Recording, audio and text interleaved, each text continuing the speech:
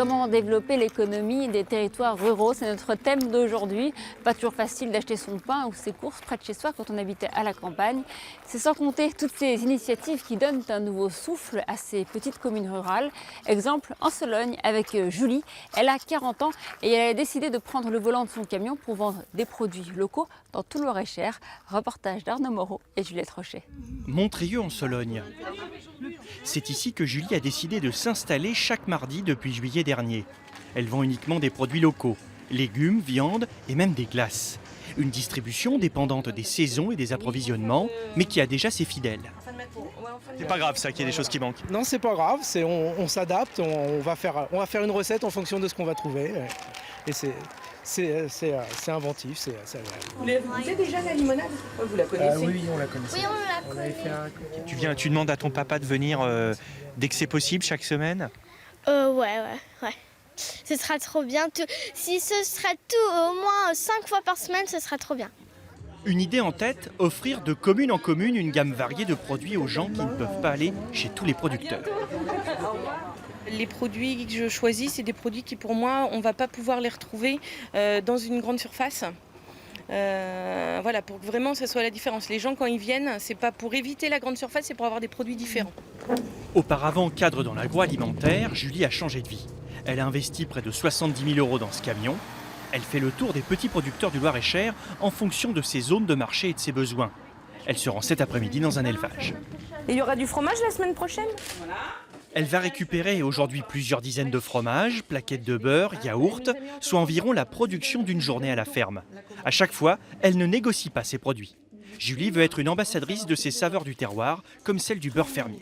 Les personnes qui ont un certain âge, on va dire, sont contents de pouvoir le retrouver.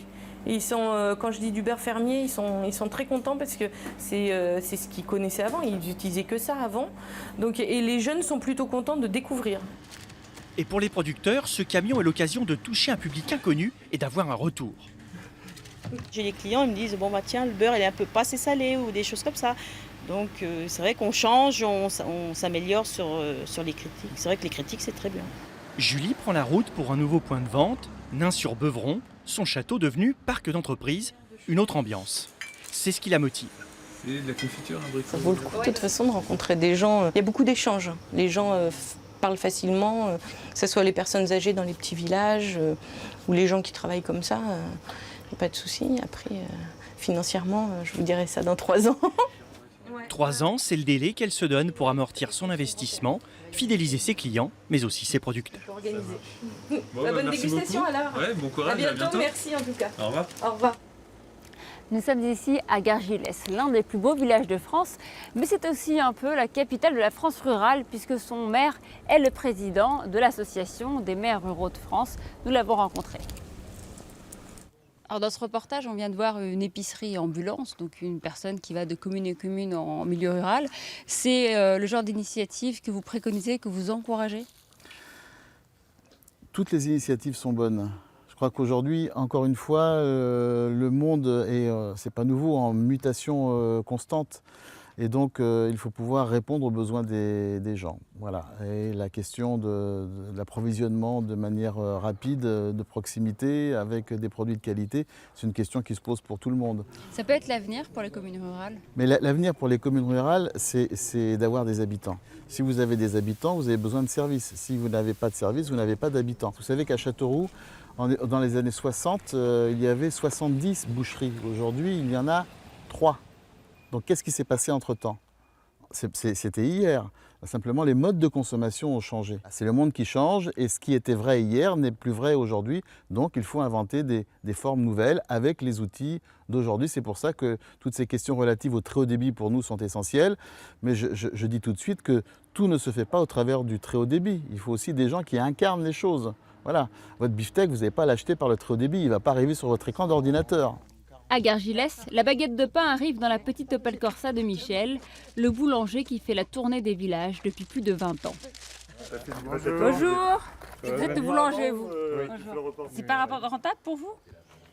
Faut pas penser rentabilité parce que sinon on fait plus rien. Si on pense rentabilité, c'est non. Mais faut pas C'est pas le moteur C'est principal. pas le moteur principal. De fait, les commerces ambulants rapportent peu. Pour les food trucks, urbains ou ruraux, seul un quart d'entre eux sort la tête de l'eau.